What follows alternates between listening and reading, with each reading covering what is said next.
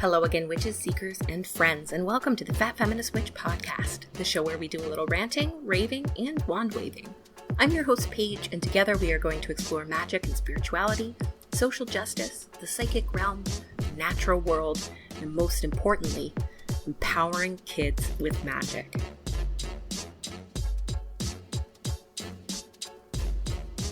Hello everyone, and thank you so much for tuning in to the show today.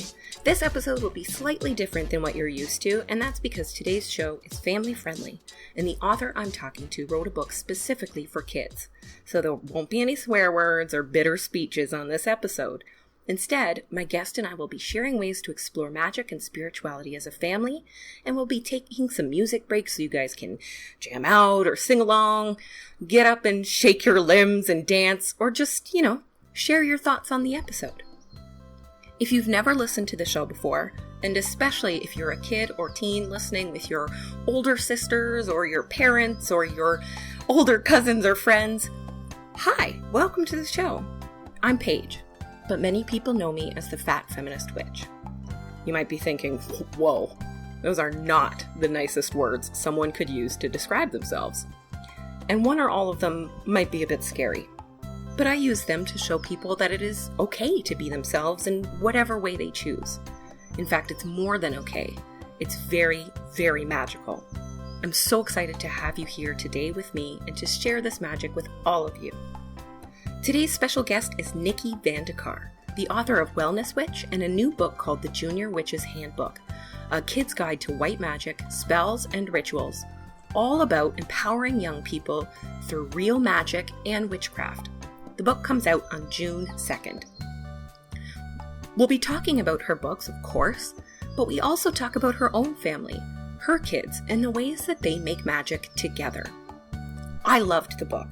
Even as an adult with no kids who shares her home with no one but a kitty cat and a fish, I learned a lot, and even found magic spells and rituals that I would do for myself to make me feel strong, to keep me connected with my friends, or to help me and my little family get along better. So even though it's recommended for ages 8 to 12, I'm much older than 12, and I think anyone can truly enjoy the magic contained in its pages. Since this is an episode all about kids and their magic, I also enlisted some other guests to really help me get the message out.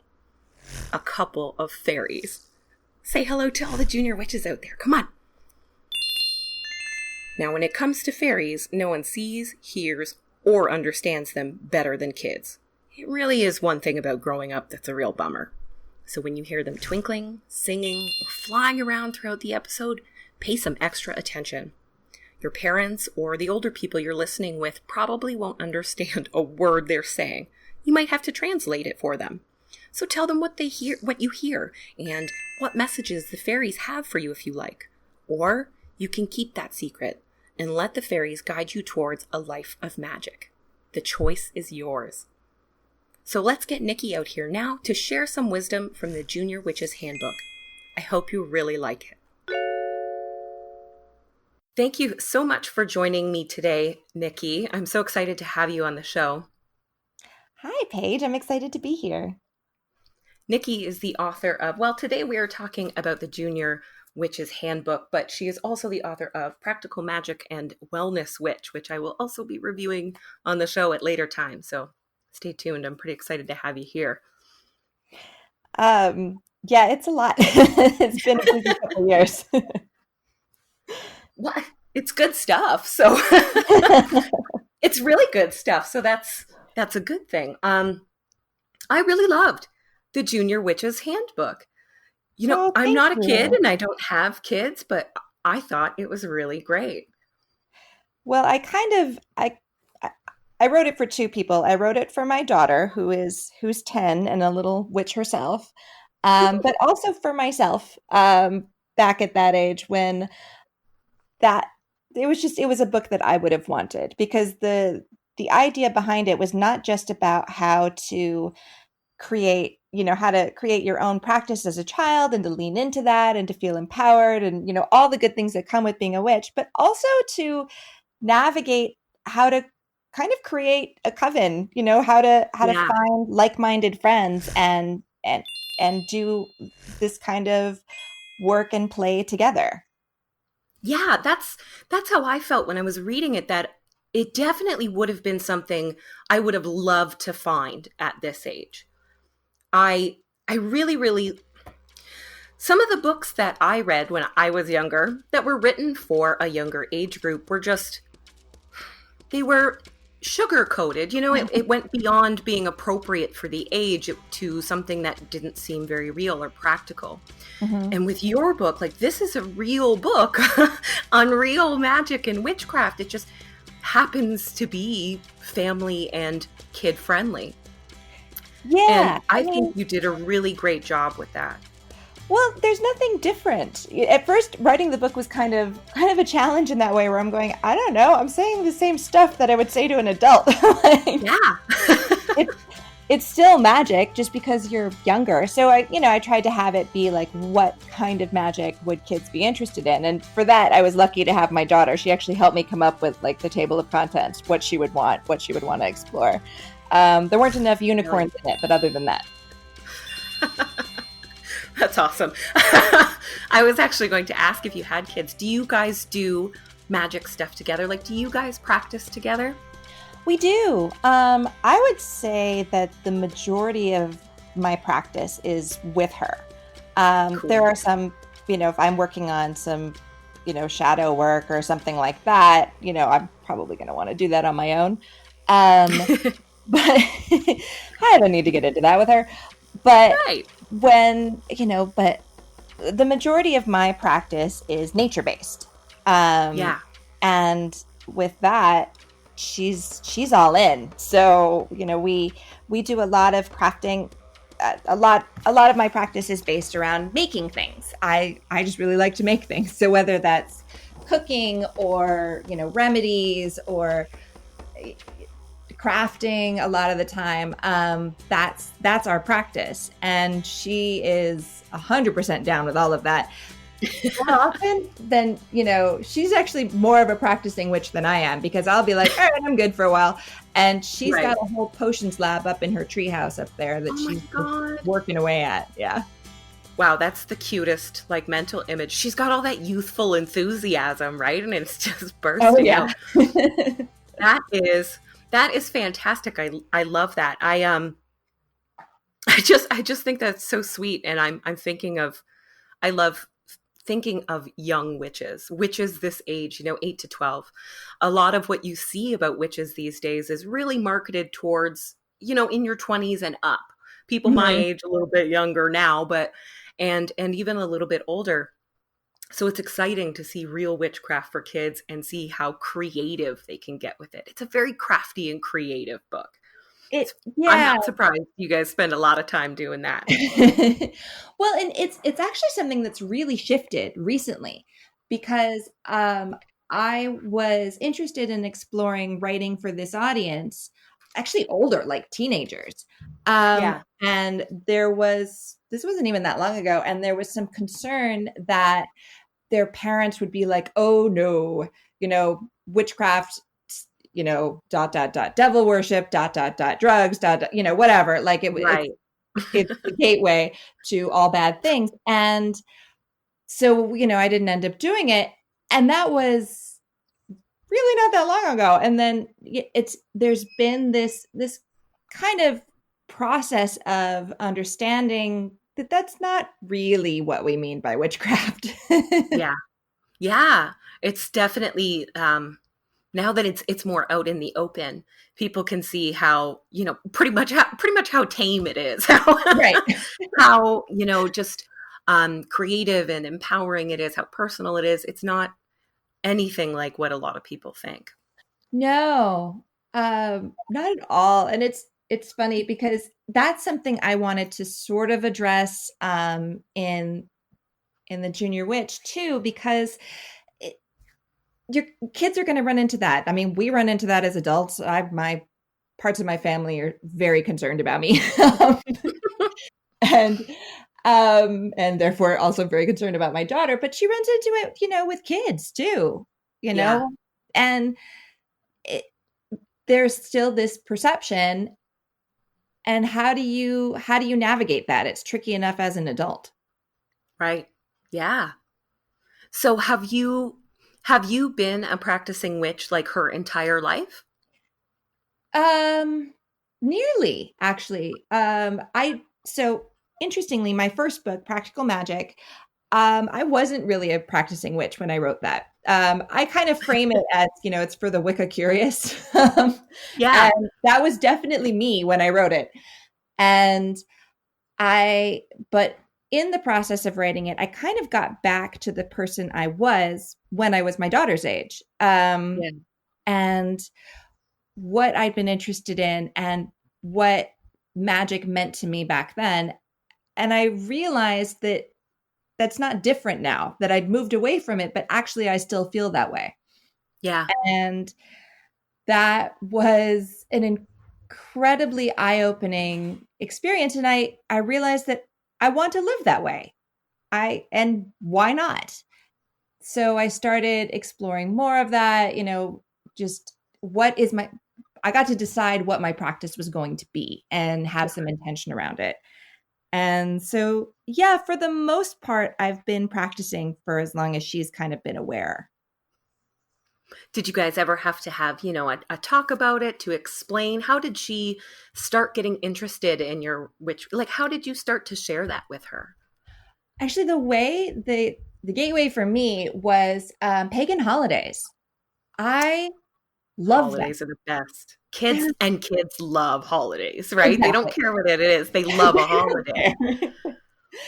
And I think we had a solstice celebration, and she was like, "This is the best." And then we started, doing more of them, and yeah, some of them mean more to me than others. We definitely emphasize the winter solstice. And Bailtina and Mabon, actually, I love. There are some where I'm like, oh, I forgot about that one. Sorry, we didn't do it this year. But that beginning, that was the beginning of trying to live in harmony with the cycles of the earth, which is what I love about those holidays, and their different, symbolic meanings, and they're the different rituals that come along with them.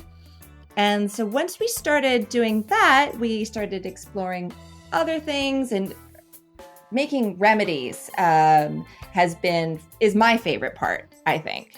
And so that, and that's really crafty. She tends to be like, we're done already, because they're not that hard. I expected a little more. What we melted some stuff, and then we added some essential oils. That's it. Where's all the fun magic? I know. Actually, something else I liked about the book is that, like I said, the language was really I don't know if sophisticated is the right word, but it was all the right words. You were using real words like divination, and I like that you have gree in there, and I loved that. But it still had this really magical element to it that made it very exciting. It really allowed kids to kind of loop in that fun from fantasy magic with something real. Yeah. Which is what made me want to explore witchcraft in the first place. That's what witchcraft is for me. It's when, you're a kid and witchcraft seems super cool with, wands and lots of people, use wands but like sparks shooting out of your fingers and that kind of thing. And, I've not managed to achieve that. But one day I keep holding out hope. One day. But then, they realize, oh, there is this other magic that is real. Yeah. And I get to do that. And as far as the language, I don't see any point in dumbing down language for kids ever. Yeah. I totally agree. It was very refreshing. Yeah. It was just very refreshing. I can imagine being a kid and feeling very, feeling like I'm getting a proper education about it, feeling like I'm really prepared. Yeah. So I really noticed that. I don't know what I expected. But I was a little bit blown away by just like how much I, as an adult, got from the book, how much I liked about it. You know, I learned some things. I bookmarked some pages because there's some little spells and rituals that I think are cool and I'm just going to do. Yeah. I really love the Home Guardian. That is such a great little ritual, and creating your own oracle deck. Yeah, that's Super what I cool. need to do. Yeah. The Home Especially, Guardian, we actually have one. sorry, go ahead. Oh no, the Home Guardian, we have one. So that was just a fun thing to do. Like we just when we moved into our home, there's this really big sculpture that kind of came with the house. And Yeah. we at first we were like, all right, I'm not sure that's necessarily our style, but then we kind of got to know him, and he just kind of stands and looks serious. And he became a protector and someone that we have like a lot of affection for. And, you know, he's made out of wood and it rains a lot here. So his face fell off at one point. and we were all devastated, and that we fixed him and he's okay now. But yeah, it's a good thing. Oh, his poor face fell off. I know. That's hard. That's hard. But yeah, I thought that was a great little ritual, and I just moved actually, so I was like, oh, this is so cute. I might do this. So I loved how crafty it was. I loved how hands-on it was, and I keep thinking that, especially right now with so many kids at home and so many parents at home with their kids, it'll be a great way for like parents and kids to do stuff together, because the book is something adults can read and enjoy. Oh, okay. You know what? I think it's time for us all to take a little break. I'm going to put on some music, and you guys can dance or sing or just shake out your limbs or run to the bathroom or whatever. And we'll be back in just a few minutes with Nikki.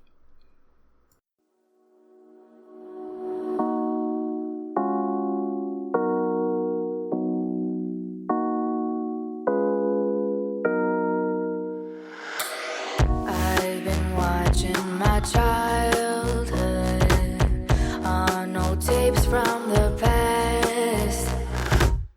I remember the young mood, but we grew up too fast. We were playing as soldiers, making swords out of pens. Oh, we used to be close.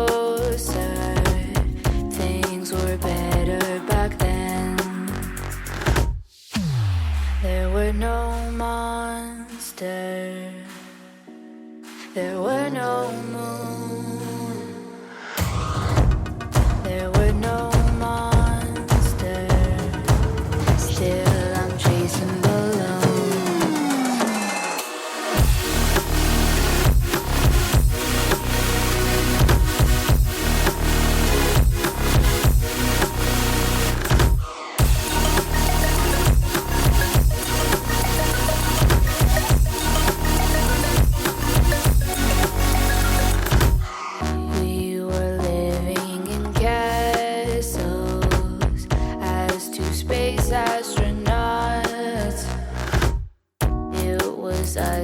against dragons, and together we fought.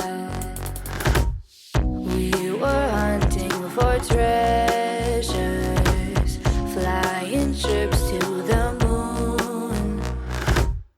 We were planning adventures like the guys in cartoons. There were no there were no moon,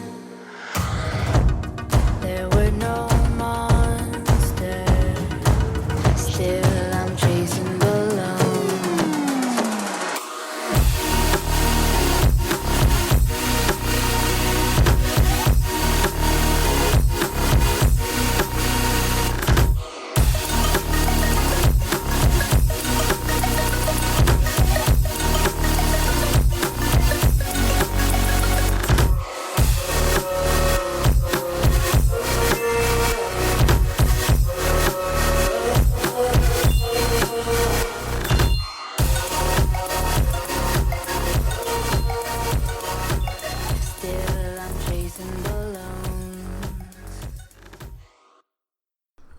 That song was called Chasing Balloons by Leonell Cassio, and I will make sure to put the link to it in the description for this podcast so that you can download a copy for yourself to listen on your own. How are some ways that parents can start kind of getting their kids involved outside of the holidays, which is really my recommendation. That's the best recommendation. But outside of that, how are some ways that parents can start bringing their kids into their practice? Well, one thing that we like, outside of the holidays, we like to create rituals pretty often. So my daughter, Miley, really loves making smudge sticks. Cool. And she'll just wildcraft them from whatever is around here. And so we actually just got a dog. And that's been very exciting. And we wanted to make sure that we were calling in, the right dog for us. When I was growing up, we had a bunch of like really terrible dogs. Oh, that sucks. And so I've resisted getting a dog for a very long time because I was like, you don't know. Sometimes they're, they're not this like is where the magic comes in. Yeah. Right. So we crafted, a ritual around calling in the right dog for her. And, a lot of people have been adopting dogs right now. We caved for good reason. It's just my husband, my daughter, and me in this house. And she's pretty lonely. Yeah.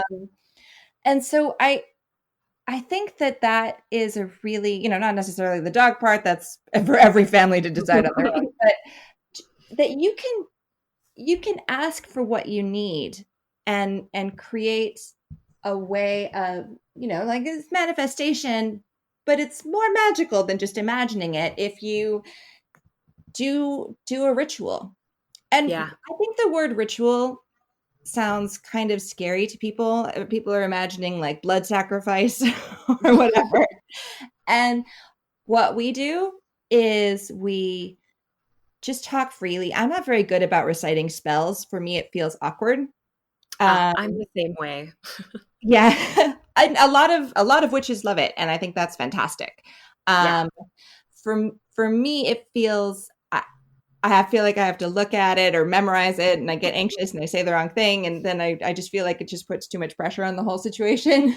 So instead we have a little rock that we've set aside as kind of our altar rock, and we'll light a smudge stick. We'll light some candles. We'll, maybe, Miley will almost certainly have created a potion for the purpose, which will involve essential oils and, water and some herbs. Love it. And then, so I like to invoke all of the elements when I'm doing a spell. So, Miley's potion will stand for water. Our breath will stand for air. The smudge stick or the candle will stand for fire. And then, we frequently, we're working on a rock, but we may sprinkle some dirt on it as well. And I just think that that's a really empowering way to deal with this very emotional situation that we're all in. Yeah. We don't feel like we have any control and we don't have any control. And it's not that magic gives you an illusion of control, because it doesn't, but it allows you to really consider what it is that you want to bring forth, and then to participate in that in some way. And I that's what I like about it, I guess. Yeah. And that's such a a great simple way to bring kids. I felt like it was a really rambling way. But it's all, it's very simple actions. We're burning the herbs. We've got a little potion. We take some time to focus on what it is that we want, and we, put that out there. I think that's something that kids can kind of understand, right? Yeah. It's very hard. I'm laughing about the spells. Yeah. I'm the same way. I don't like to say it out loud. I love reading them. They're beautiful, but I don't want to say it out loud. Yeah. But I get subconscious. I think it's also really hard for kids to talk about what they want. if it's candy, it's easy enough. But, when something more complicated, it's hard for them to figure out what they're feeling. It's hard for them to figure out how to manage challenging emotions. And I think that ritual and crafting and, just witchcraft are a way to kind of give them a framework to do that. Yeah. Yeah. Your book is very, it's very self-focused for children, which I thought was very cool. There's lots of focus on fulfilling your own dreams and, self-empowerment and healing yourself. And I feel like a lot of kids just aren't told that they can focus on themselves that much. Yeah. Focus on what they need and what they want. And I thought that was very, what a cool vibe to find in a book for kids. Yeah, I wanted to kind of take some of the empowering things that I'd learned from my spiritual work and offer it to kids and just be like, this is available for you. This is here if you need it. Yeah. Yeah, like I said, I really like the entire just the energy of the book for a book for kids. It's so different from what I read when I was younger. Thank you so much. I'm so glad. This feels really good. I'm getting that nervous, like it's about to come out feeling. Yeah, what is it, June 2nd that it comes out? Yeah. Yeah. So that'll be out pretty soon. But I think it's going to do really well. And it's a beautiful book. It's very visual and vivid and creative, like your other books as well. Thank you. I can't actually take any credit for that. That's all my publisher and the amazing illustrators. So they really do find amazing illustrators, because your other two books are a different artist and they're all just really, really beautiful. They do. I feel so lucky. Yeah. It's so pretty. Yeah. That's what my editor, and we're always just like, oh, look at the pretty. Yeah. Yeah, look at all the colors. Yeah, I was, when I first got them in the box, I was like, ooh, I'm going to like that. I just really enjoyed. I really enjoyed the very creative and artsy aspect of them. So I also wanted to ask you a little bit about Wellness Witch, which came out last year. Mm-hmm. Yeah, last year. Yeah. And people have been asking me a lot about Wellness Witch because I posted a picture of it. And I've been thinking about it a lot just because, we're all kind of stuck inside. Yeah. And we really do have time for self-care, for caring for ourselves. What are some, what is the difference between kind of regular self-care and magical self-care?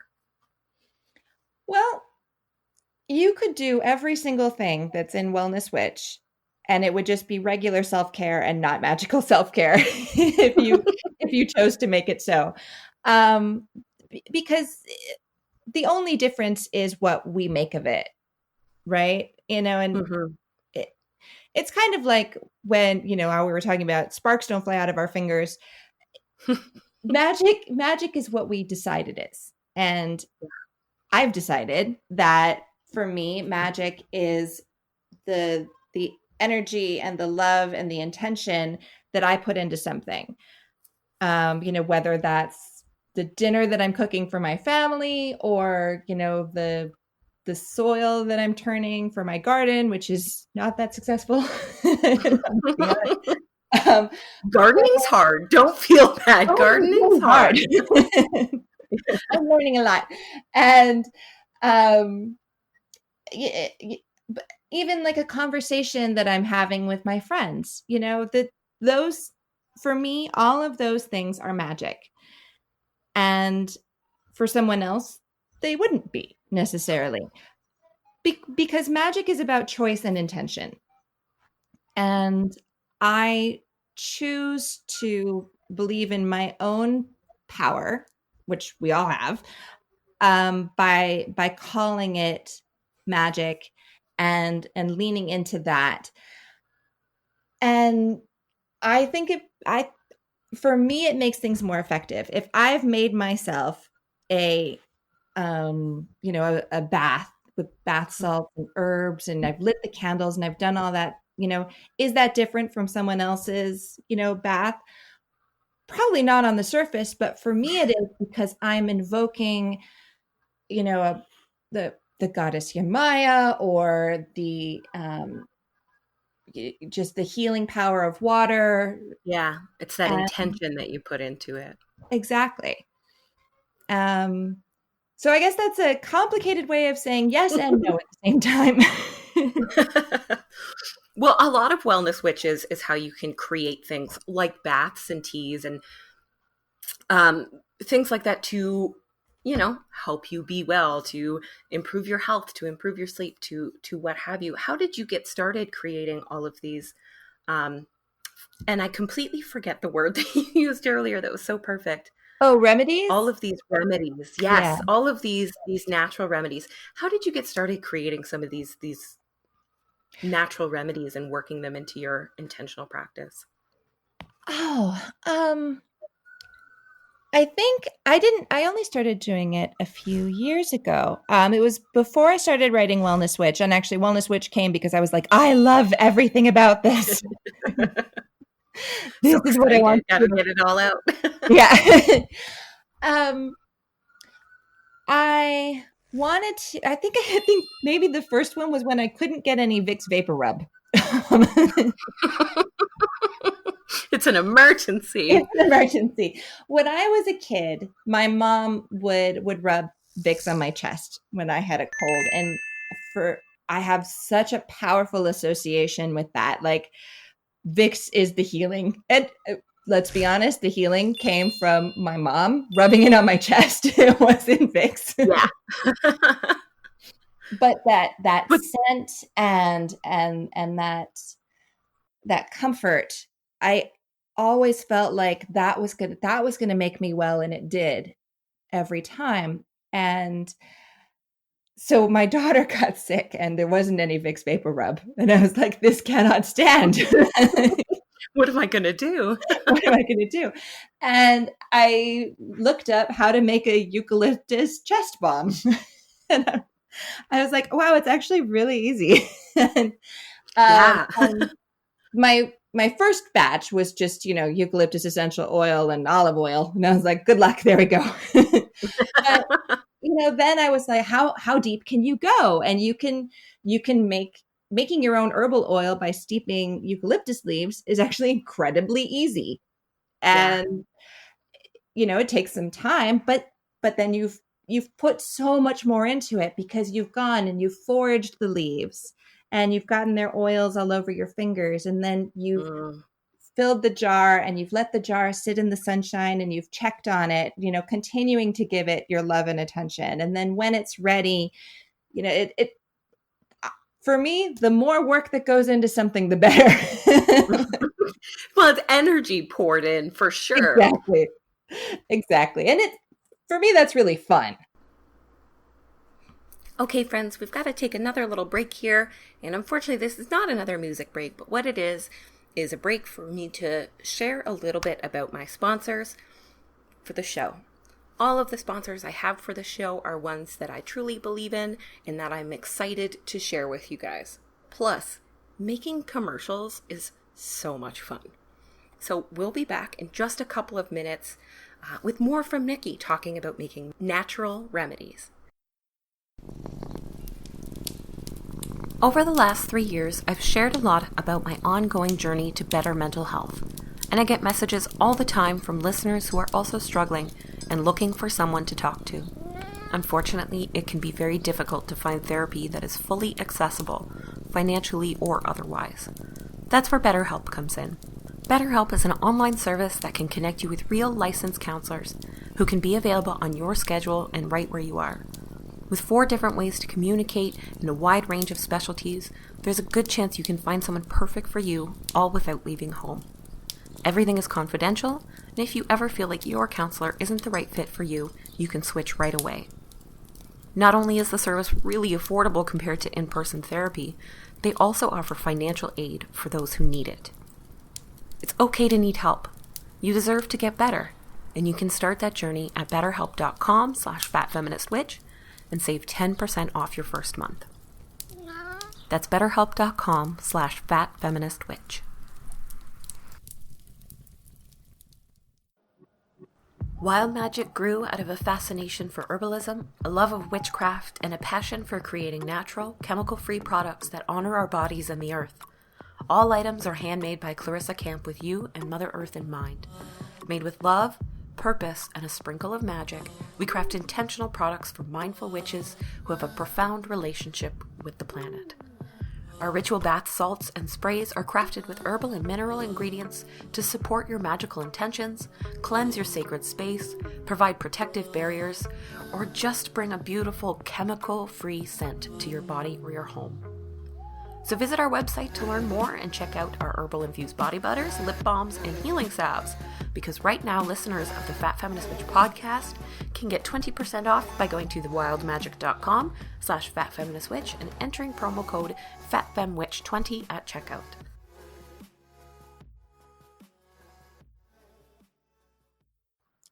I started making my own shampoo for the household, and my husband was like, wow, this is the best shampoo I've ever had. And I'm like, that's awesome. All it is tea and somebody else's soap. And like, it's not that hard, but, and none of this is that difficult. I made it sound, like the herbal oil is a lot of work, and it's not. The effort comes in like maybe 30 minutes of, foraging, maybe, and then a month later, maybe 30 more minutes to make it into a balm, if that right. long, to be honest. It's more like time. Like you have to keep your interest in it. Yes. Than it is actual like work to put it, because it really is like remarkably easy. A lot of the things in Wellness Witch are so easy to do. There's no easy. Yeah, like and that's like a compliment, because it's just I love remedies and things, but often I look up, how can I do this? And it's just a list of a million things I don't have and can't get a hold of. And pages and pages and pages of instructions. Yeah. So I was pretty excited to see things so easily laid out, so like simple to do for myself. And I really appreciated how like approachable everything in the book really was. Even kombucha sounded like a lot more simple than I had previously believed. It's not that bad. The SCOBY's kind of weird, but you get to like it. Right. Like it's going to be weird the first couple of times, but after that you'll be fine. Yeah. But that's okay. New things are supposed to be kind of weird.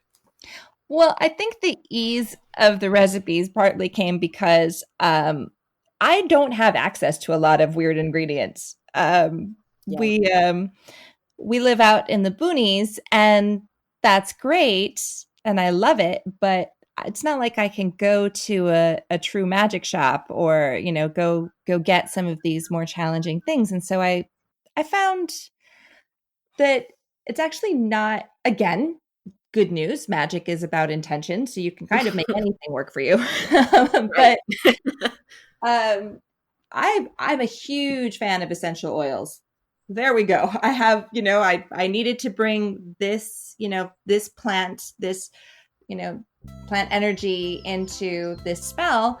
They're all available. And I can't say this again. I do not plunk down very much money for my essential oils. I'm not going to eat them. I love essential oils. Yeah. Like if you shop around good enough, you can find tons of really cool essential oils for not a lot of money. Yeah. Yeah, I really don't. I also love essential oils. I love smells. Right. Well, aromatherapy is, I think, the quickest kind of healing that there is. Yeah. It's instantaneous. Like smells bring just so much out of you. Like even if it's not memories, it's like feelings right away.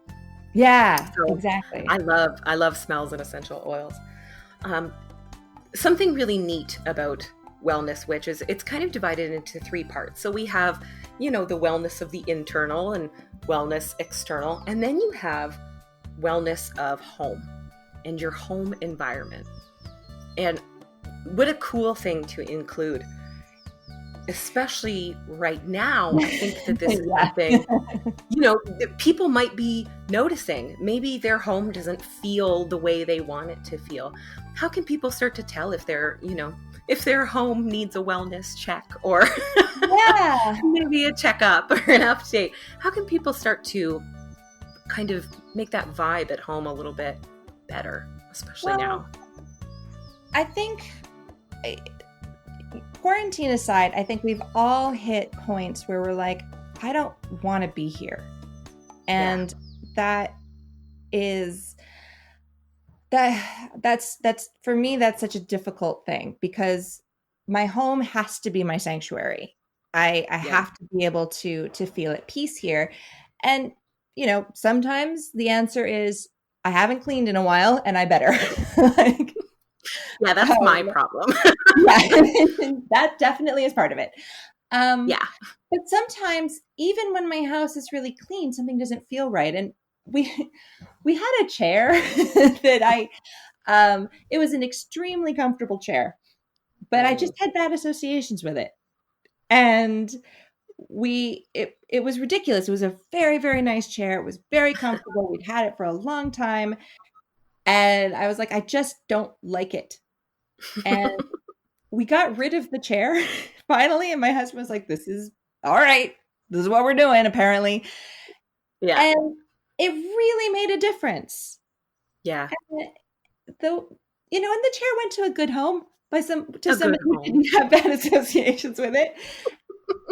We didn't throw it out or anything. Right. And I really think those things matter.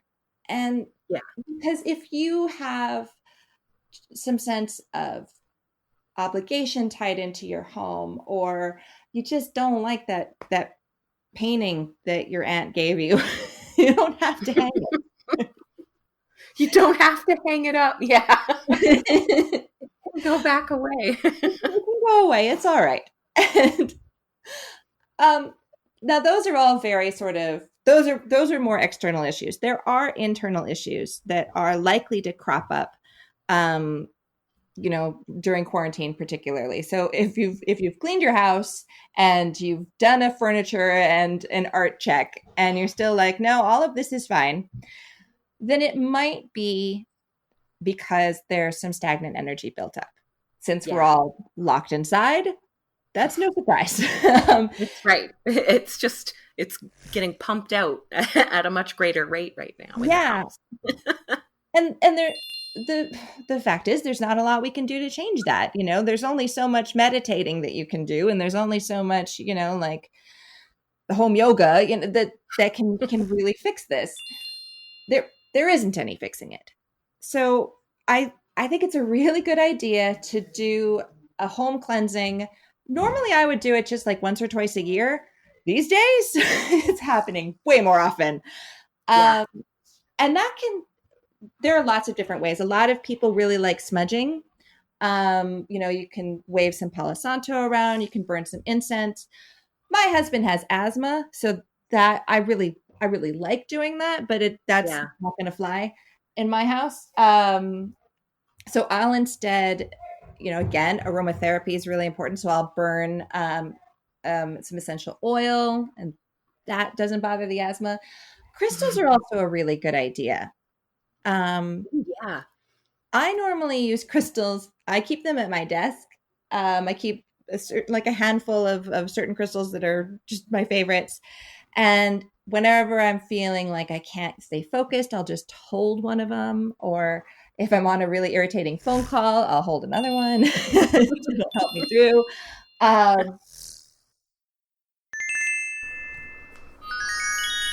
Okay, friends, it's time for another music break.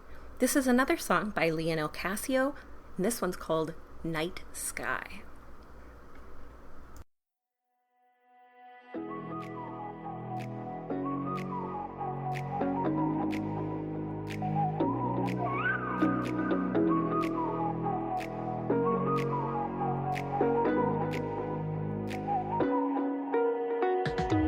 You're the night sky, trying to make me see your stars. But the dark gets lonely.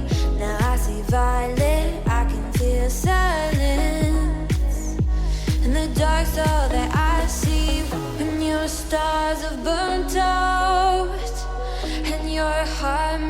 no sound. I'll find valid in your eyes. You'll always be my night sky.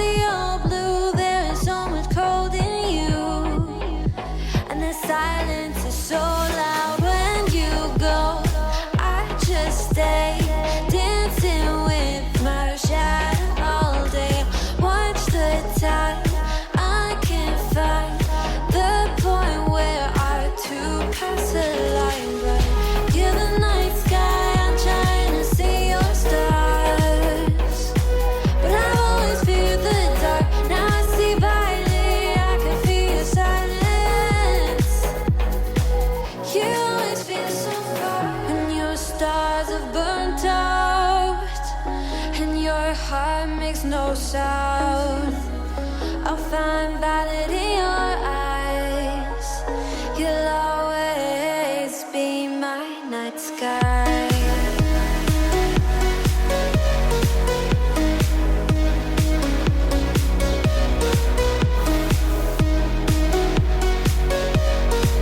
You'll always be my night sky.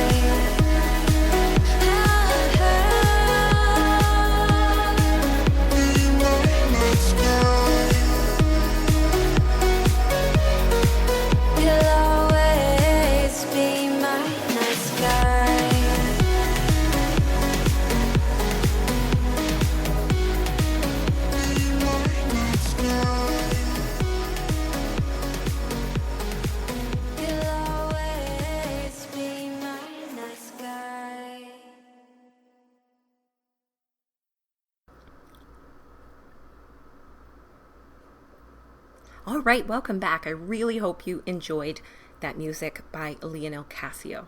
I've become a pretty big fan of his, and I just realized the music during my Wild Magic ad, which you heard earlier, is also created by Leonell Cassio. So I hope you guys check out that music a little bit later on your own time. For now, let's get back to our interview with Nikki as she continues to talk about crystals, and this time talks about making a whole house crystal grid. You can create a crystal grid that can, if you do it in the center of your home, it can radiate from there. That'll kind of cleanse the whole thing. I think it's in Wellness Witch where I have, or it might be in Junior Witch, where I have a crystal grid that's the whole house. I was actually just looking. I was trying to see which one it is. I believe that is in the Junior Witch's Handbook. Yeah, that was that was based on something my daughter did, where she just went all over. And I was like, wow, I'm going to step on these. But as long as we know that they're there, this is actually really cool. That's really neat. Super cool. Like, how big was this? Our house is luckily not that big, but it was all over downstairs, up to upstairs. It was a lot. Cool. That must have taken her forever. That is so cool. Yeah. And I mean, that really kind of cool practice is really good for right now. I mean, if you've got kids at home, get them involved, and then kind of there's a kind of scavenger hunt quality to it that I'm really into also. Like what is the right, you're going to have to probably use every crystal you own. I think we threw in some shells and rocks. Oh, I love that. I love doing that with my crystal grids. Like, okay, I have feathers now. I'm out of crystal. Right. Apparently I'm adding some flowers. Yeah. They work. Which is great. So we would walk around and be like, what is the right crystal for this spot? And like essentially like herbs, like anything else, crystals have these meanings that we have, determined. Um, but I also find that sometimes a certain crystal will mean something different to me at that moment than it, is supposed to in the book. So I would say, yeah, lean into your intuition, lean into your kids' intuition. They know a lot. I love talking about crystals with kids. That was actually one of my favorite things about working in a witchy shop that sold crystals is when kids would come in. The way they pick crystals and like how amazingly intuitive their choices are just really, really cool. And like asking the kid, why'd you pick that? What do you think this stone means? And they'll tell you, even if it's different from the book, it's always so interesting how they see and interpret like crystals. And it really turned me into a crystal fan. Honestly, kids are so cool about it. Right. That was when I loved crystals. There was a nature shop that had, the bins of crystals, and oh my God. I think my parents let me buy one of those little bags once, and I must have spent an hour choosing what would go in the little bag. Yeah, that was also, I have a similar experience. It was like I picked out the very perfect one that I wanted. I don't know why it was perfect, but it is. Yeah, that kid's intuition is really neat. Yeah.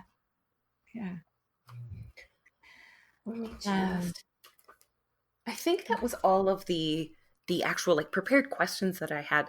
Is there anything that you want to say about the Junior Witches Handbook, or that you want people to get out of it, what you want people to take from it? I guess I've been thinking a lot about, who's going to buy this book, right? Like, how many kids are going to be drawn to it, but also for a kid's book, you are always considering the parent. And so I feel like there are probably going to be, some books that are purchased by, parents or, friends of the family or whatever, who are practicing or who are certainly, open. But then there are going to be, some kids who are like, wow, I'm really into that. And the parents are gonna be like, really? And I would say, what I want to say is that these books are about allowing for the possibility of magic. I remember when my stepdaughter was little, and she loved fairies more than anything. And cute. She was extremely literal about it. And to be honest, I like to think about that too. And she, I remember she would ask me directly, like, do you believe in fairies? And I would say, I like to believe in fairies. Yeah. And as she got older, that answer became less and less acceptable. Listen, I feel like that's a dodge. You're cheating. Yeah, but it's not. It's not a dodge for me. I do like to believe in fairies. I do like to believe in magic, and your kids get to like to believe in it too. And right now, with everything being so difficult, let's have that. Yeah, absolutely. There's so much like fun and creativity, and also like, healing some of the difficult emotions that kids deal with in the book. And I think that just kind of, it hits all of the check marks of what kids might be needing right now, all of that empowerment and that something to do with their intuition and their minds and their hands. Yeah. Yes. Get them a little they really do need something to do with all of that. Mm-hmm. Oh my, poor kids. I really do feel bad for small children right now. They all miss school.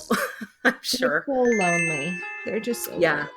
My nephew is also an only child. He's a little bit older, right? He's 13. He's also an only child, and I truly just feel so bad for him. He's alone so much, or just inside, not with his friends. Yeah. I mean, we're incredibly lucky, but it's just difficult. Yeah. It's a weird time. It's a weird time. I'm trying to find that, well, I don't think there's anything positive that I can say about, an illness that is harming so many people, in so Yeah. many different ways, economically and physically, and people are dying. It's one of those where it's really kind of hard to look for the bright side and the growth. Right. There's not a lot of silver lining in there. No. But I am one thing that parents can try to do, and that I am trying to keep in mind, again, we're all healthy, we're fine, we're incredibly, privileged in that way. I'm trying to think about what impact this will have on her. And at first I was catastrophizing. She's going to be stunted emotionally. She's going to lose all social, socializing that she's learned, and, all of this. And now I'm trying to be like, well, actually, what is this time of reflection and growth going to be for her? And that is by no means a silver lining, but I would definitely prefer that this not be happening. But rather than catastrophizing, I'm trying to just, see maybe there will be something that can come on the other side of it. Yeah. Something that she can have afterwards, that she learned, or that she, created, or something that can, help her move on and have a good life beyond all this. I'm trying to stay super positive, and I'm like, oh, it's going to be over soon, I know. Like, my sister and I drove by the beach and just like pretended that there's no fence there, blocking it all off. Depressing. And we're like, it's going to be so great. We're going to get new bathing suits, and just hoping for the best. So I don't think there's anything wrong with trying to find some way to make sure something positive comes out of the end of this, like, difficult, challenging time. Yeah. Yeah. And I mean, that's all we can do. Right. Luckily, the book is super full of really, really fun and also really like deep and empowering things that kids can be doing right now. I loved it. I'm just so shocked about how much I liked this kid's book. I was like, ages 8 to 12, but I like this. So happy to hear this. That's great. Like, oh no, does that mean my practice is for kids? I think it's just fun stuff. So thank you so much, Nikki. It's truly been a pleasure to have you on the show. I'm really excited for the Junior Witches Handbook, which comes out June 2nd for everyone listening. I can't wait to see how it does, and how it affects all of our little baby witches out there growing during this weird little time. They need as much support as they can get. Right. Right. Well, thank you so much. I had such a good time talking to you. Yeah, it's been a pleasure. Thank you. Thank you so much, so much to Nikki Van De Car for coming on the show today and talking to all of us about wellness and witchcraft and empowering kids with magic. I love the idea of practicing your magic or your spirituality with the whole family. So here's a message for you parents, for you older siblings, older friends. If you are a practicing witch, or if you have a spiritual practice that you find is really, really helping you out, especially right now when everything's just a little bit more difficult, I really encourage you to share it with some of the younger people in your life. As this book shows, real magic totally is for kids.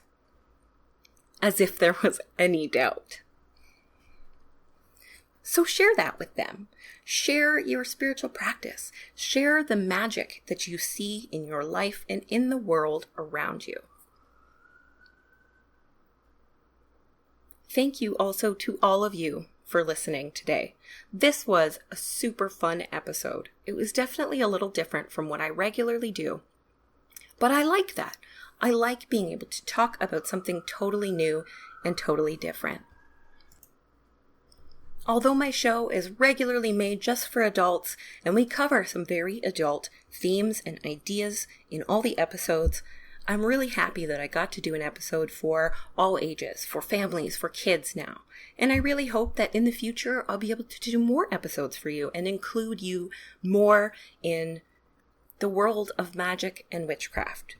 And when I do, I hope that you will join me again here on the Fat Feminist Witch.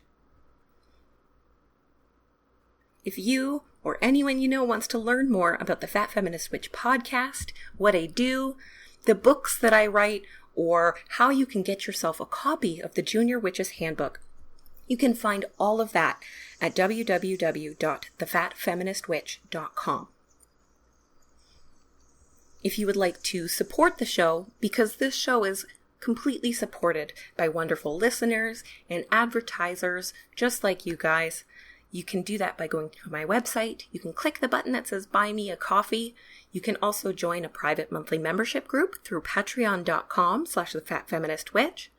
Or if you have a really cool witchy product or service that you think my audience would like, you can go to advertisecast.com/thefatfeministwitch to see pricing and plans. Thank you so much for joining me today on my very last episode of the month of May. I have a lot of great episodes coming up, including an interview with Gabriella Herstick about her book, Bewitching the Elements. Now that will be a more adult-oriented episode. Sorry, kids, but like I said, I hope to have more guests in the future that can share magic with you. Have a wonderful week, a wonderful weekend, and a really great rest of the month as you explore magic on your own or as a family.